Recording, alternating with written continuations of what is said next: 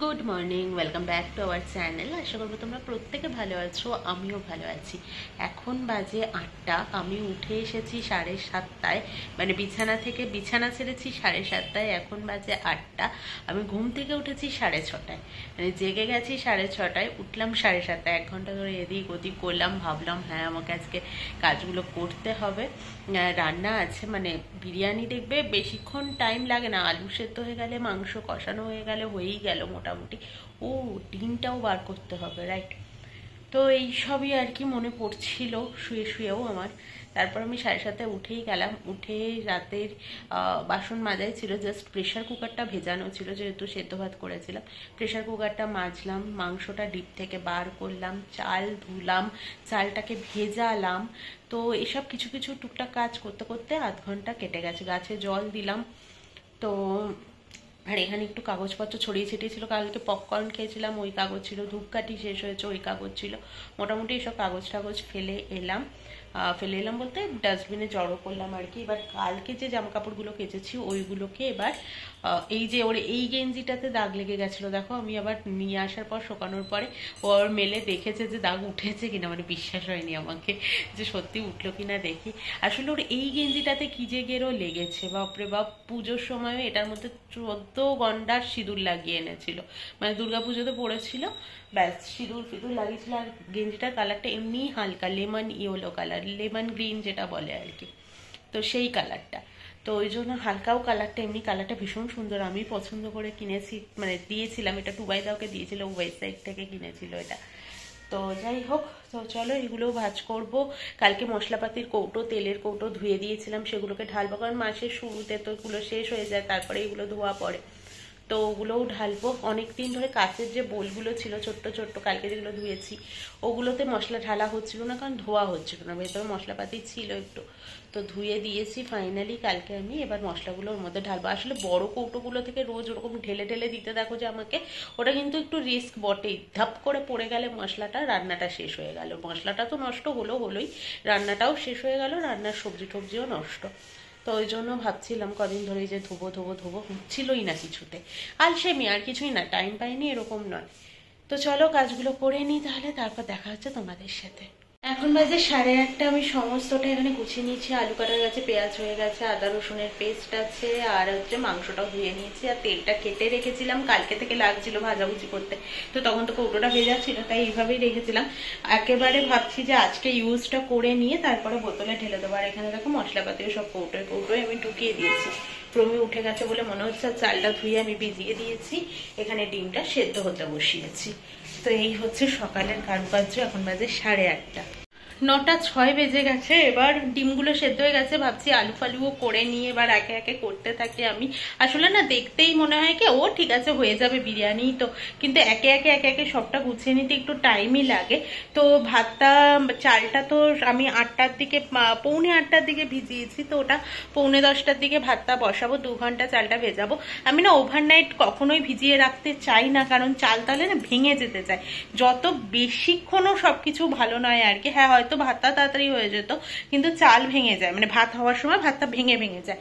আর আজকে সোফাটাকে এরকম গুটিয়ে দিয়েছি, তোমরা দেখিয়েছো, এখন আমাদের খোলা থাকে, আমার জামা কাপড় রাখতে ডাম্প করতে সুবিধা হয়, রাখতে বলা যায় না, ওটা ডাম্প করতে সুবিধা হয়। বসি আমরা হাত পা ছড়িয়ে, এটা করলে কি পা ঝুলিয়ে বসতে হয়, পা তুলেই বাবু হয়ে বসা যায়, ওই আর কি। তো এরকমটা আজকে করে দেওয়ার কারণ হচ্ছে এই স্পেসেসটা তাহলে অনেকটা পাওয়া গেল আর কি। সবাই তো বসে খাবে, আমার তো আর ডাইনিং টেবিল নেই এখানে, তো ওই জন্য ওরকম করে দিলাম। প্রমিও উঠে গেছে, ওর একটু হেল্পও নিলাম, নিয়ে তারপরে করে দিলাম। এটা একা করা যায়, হালকাই জিনিস, কিন্তু ও ধরলো বলে আমার সুবিধাটা হলো ভাজ করতে। তো হয়ে গেছে মোটামুটি। চলো এবার রান্নাঘরের দিকে যাই। ডিমটাও সেদ্ধ হয়ে গেছে, ওগুলোও ছাড়াতে হবে। পেঁয়াজটা বেশ বাদামি বাদামি করে আমার ভাজা হয়ে গেছে, আর একটু টাইম ভাজবো। ভেজে নিয়ে তারপর এটার মধ্যে পরিমাণ মতো জল দেব, দিয়ে আদা রসুনের পেস্ট দেব। আগেই আদা রসুনের পেস্টটা দিয়ে একটু নাড়াচাড়া করে নিয়ে জল দিয়ে দেবো, দিয়ে তারপরে হলুদ গুঁড়ো আর পরিমাণ মতো নুন, মিঠে আতর দিয়ে নিয়ে আলুটাকে এটার মধ্যে সেদ্ধ বসাবো। তাহলে না আলুটার মধ্যে জুসটাও ঢোকে, মানে এই যে পেঁয়াজ আদা রসুন তারপর মিঠে আতরের এই স্মেলটাও ঢোকে, নুনটাও ঢুকবে, বেশ ভালো লাগবে খেতে। প্রেশার কুকারে দিলে না শুধু নুনটার টেস্টটাই পাওয়া যায়, এগুলো আর পাওয়া যায় না। পরিমাণ মতো সব দিয়ে দিচ্ছি। আমি একটু ফুড কালারও ইউজ করেছি, কারণ আমার মনে হচ্ছে আলুটার কালার তাহলে ঠিকঠাক আসবে। একদম হলুদ দেওয়ার পর না সেরকম কালার শুধুমাত্র আসছিল না। তো এবার আমি এটা চাপা দিয়ে দেবো। তো এবার এটা আলুটা সেদ্ধ করে নেবো। প্রেশার কুকারে দিলে হয়তো তাড়াতাড়ি হয়ে যেত, কিন্তু টেস্টটা পেতাম না সত্যি কথা বলতে। আমি আর প্রমি খেলে তাহলে বোধহয় প্রেশার কুকারেই করে নিতাম, কিন্তু যেহেতু আজকে ওদেরকে বলেছে প্রমি কলকাতা স্টাইলেরই বিরিয়ানি খাওয়াবে, আমাদের কলকাতার বিরিয়ানিটা কেমন সেখানে মান তো ডুবতে দিতেই পারি না, তাই না? তো ওই জন্য যতটা আমার পক্ষে পসিবল, আমি যতটা ভালো করে বানাতে পারি ততটাই আজকে মন প্রাণ থেকে চেষ্টা করব যে যেন ততটাই ভালো হয়। একে একে কাজ আমার চলছে। ভাত ওদিকে হয়ে গেছে, আলুটা তো সেদ্ধ করছি দেখতেই পেলে। আর এখানে জাফরানটা দুধে ভিজিয়ে দিয়েছি, এবার একটু চামচ দিয়ে নাড়িয়ে দিতে হবে। আর আমাদের চলছে এখন কলা ব্রেক। এখন বাজে 10:38। আলুটাও সেদ্ধ পুরো পারফেক্টলি হয়ে গেছে, কালারটা পুরো দোকানের মতো এসছে। বলো কি করছো তুমি? তো এখানে ডিমটাও আমি ছাড়িয়ে নিয়েছি, আর ভাতটা তো হয়ে গেছে বললাম আমি তোমাদেরকে। এখানে চিকেনটা কষিয়ে নিয়ে তুলে নিয়েছি। এখন 11:30 বাজে। আমি লেয়ারটা বানিয়ে রেডি করে রাখবো। আর এখানে দেখো মাংস কষার মশলা, তেল সবটাই রয়েছে। আর ঘি তো ব্যবহার হবেই, আর আলাদা করে আমি তেল দেব না, এটাতেই যথেষ্ট। এখন বাজে 12:56। সমস্ত মাজা ঘষা হয়ে গেছে। বিরিয়ানি করতে না একটু বাসন বেশি লাগে। একটায় আলু নামাও, একটায় মাংস, একটায় কেওড়া জল, রোজ ওয়াটার এসব রেডি করো, একটায় দুধ, তো এই সমস্তটা। আর হাঁড়িটা এখন আমি আপাতত সব লেয়ার তৈরি করে রেখে দিয়েছি। আমি না ওই চারদিক দিয়ে আটা ফাটা ওইসব কিছু লাগাই না, জাস্ট এমনিই দিই। তো নিচে একটা ওই ফ্রাইং প্যান দিয়ে তার উপরে হাঁড়িটাকে বসাবো তখন। তো আপাতত এখন না 12:30টার দিকে হাঁড়িটা বসাবো। আর এখানে কড়াইটার নিচটা একটু পুড়ে পুড়ে গেছে কষাতে কষাতে আর কি, তো সেটা পরে মাজবো। এখন ভেজানো থাকে, আগে ঘরটা মুছে নিই আমি। বিরিয়ানি তো হচ্ছে এখানে 12:30টার পর আমি একটু বসিয়ে দিয়েছি। এখন বাজে 12:59। তো এটা একদম সিম আছেই হচ্ছে। এখানে ততক্ষণ আমি রায়তাটা করে নিয়েছি। এটার মধ্যে এখনো নুন গোলমরিচ গুঁড়ো দেইনি, কারণ নুন দিলেই যদি জল ছেড়ে যায়, তাই জন্য ঠিক খাওয়ার আগ দিয়ে কিছুক্ষণ আগে দিয়ে মিশিয়ে নেবো। এখানে আমি স্যালাডটাও কেটে নিয়েছি। পাতিলেবুটা এই স্যালাডের মধ্যেই ছড়িয়ে দেবো, তাই জন্য কেটে রেখে দিয়েছি ওখানে। তো চলো পরে দেখা হবে তোমাদের সাথে।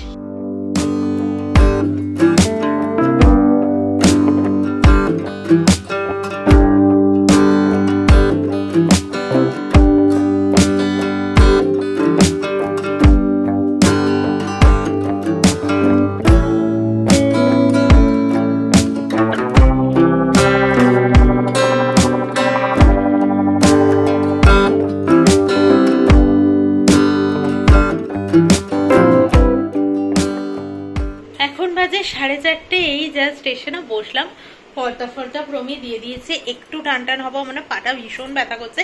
আর তোমাদেরকে জানাই ওরা কেমন খেয়েছে। আমি ফাইনাল লুক ঠুক তোমাদেরকে কিচ্ছু শেয়ার করতে পারিনি, তার কারণ আমি স্নান করে ছাদে জামা কাপড়টা মেলে দিয়ে জাস্ট নিচে এসেছি, দরজাটা লাগিয়েছি, আর মঞ্জু ভাইয়া এসে বেল বাজিয়েছে, ব্যাস। তাই জন্য আর তোমাদের সাথে কিছুই শেয়ার করতে পারিনি সেরকম। আর রায়তা স্যালাড বানিয়েছিলাম, সেটা তো তোমাদেরকে দেখিয়েছিলাম। তো বিরিয়ানিটা না ওরা খুব ভালো খেয়েছে। আমি চেয়েছিলাম কি, ওরা প্রথমেই বলেছিল একটা কথা, কারণ মানে ওরা না ঝরঝরে, মানে যে রাইসটা আমরা একটু শক্ত শক্ত ঝরঝরে খাই সেইটা ওরা ঠিক খেতে পারে না। মানে ওরা একটু, বা এখানে যেহেতু এই টমেটো রাইস, তারপরে কার্ড রাইস, এগুলো যেহেতু খায় ওরা, মাখা মাখা ভাত, তো ওই জন্য ওই রকম টাইপের করতে চেয়েছিলাম যাতে ওরা খেতে পারে। দেখো যাদের জন্য করবো তারাই যদি খেতে না পারে, আমার নিজেরই ভীষণ খারাপ লাগতো। তো ওই জন্য তাই করেছিলাম। সত্যি বলছি ওরা ভীষণ ভালো খেয়েছে।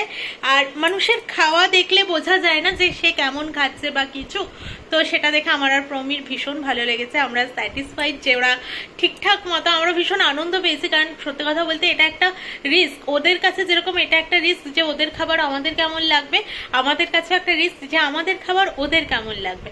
তো যাই হোক ভালো লেগেছে। তবে একজন আলু খাননি, পুরো আলুটাই তিনি নষ্ট করেছেন। এটা আমার দেখে ভীষণ খারাপ লাগছে। আমার বারবার মনে হচ্ছিল আমাকে আগে বলে দিতে পারতো।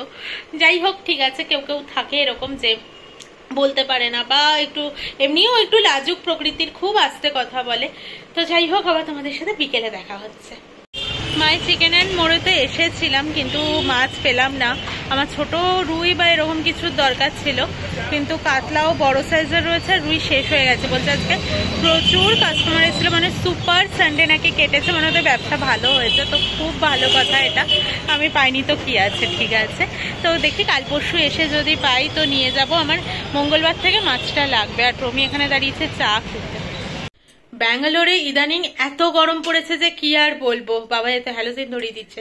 তাই জন্য আমরা রিস্ক নিলাম না। আমি ভেবেছিলাম ভাত করে নিয়ে মানে রাইস করে নিয়ে বিরিয়ানির সাথে মেশাবো, সেটা আর করলাম না। যেটুকু ছিল সেটাই আমরা গরম করে খেয়ে নিলাম, চিকেন বেশি বেশি করে খেয়ে নিলাম এই আর কি। তো কালকের জন্য ওর জন্য ডাল সেদ্ধ করে রাখলাম, একটু মুসুর ডাল করবো। আর মাছ তো পেলাম না, তোমরা দেখলেই মাছের ভরসাতে ছিলাম। আর আজকে না সত্যি কথা বলতে সবজি বাজারের দিকে আর যেতে ইচ্ছে করলো না দুজনে। কালকে দেখি বেরিয়ে গিয়ে আমি সব নিয়ে আসবো। কালকে ওকে ডাল, আলু ভাজা, বেগুন ভাজা আর ডিম ভাজা করে দেবো। এত ভাজা ও কোনোদিন একসাথে খায় না, কিন্তু আমারও কিছু করার নেই, হাত পা বাঁধা। তো তাই জন্য কালকের দিনটা ওইভাবে চালিয়ে নিক একটু। আর সকালবেলার জন্য গার্লিক ব্রেড দিয়ে দেবো। ব্যাস এই হবে কালকের মেনু। কালকে সকালে তোমাদের সাথে দেখা হচ্ছে। আজকের মতো টাটা, গুড নাইট। তাড়াতাড়ি ঘুমিয়ে পড়তে হবে।